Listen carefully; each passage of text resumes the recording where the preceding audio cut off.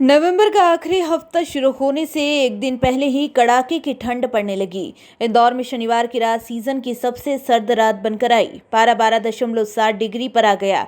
नमी में कमी ने भी दिन रात के तापमान में गिरावट दर्ज कर दी। एक ही रात में तापमान 2.7 डिग्री की गिरावट दर्ज की गई। वहीं महीना खत्म होने तक मौसम इसी तरह का बना रहेगा। मौसम वैज्ञानिकों के अनुसार उत्तर भारत में बर्फबारी के बाद सीधी सर्द हवा आ रही है। इसी वजह से प्रदेश में रात के तापमान में खासी गिरावट दर्ज की गई। उत्तर पूर्वी हवा को यहां आने से रोकने वाला कोई सिस्टम नहीं, इस कारण प्रदेश फिलहाल ठंडा रहेगा। मौसम वैज्ञानिकों के अनुसार फसलों के लिए ये ठंड लाभदायक सिद्ध होगी।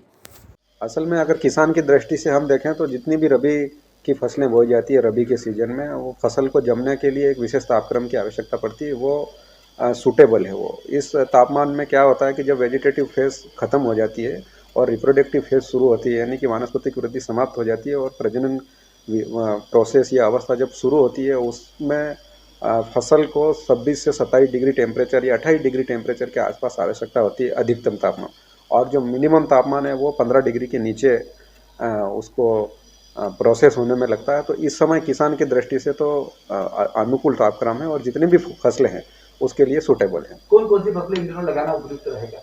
इस समय हम सब्जी वाली फसलें हैं या फिर खाद्यान्न की फसलें हैं या फिर उद्यान की फसलों में जो आवश्यक क्रियाएं हैं वो करना लाभदायक रहेगा। और विशेषकर हमारे मालवा में हम देखते हैं कि ज़्यादातर रकबा गेहूं का होता है।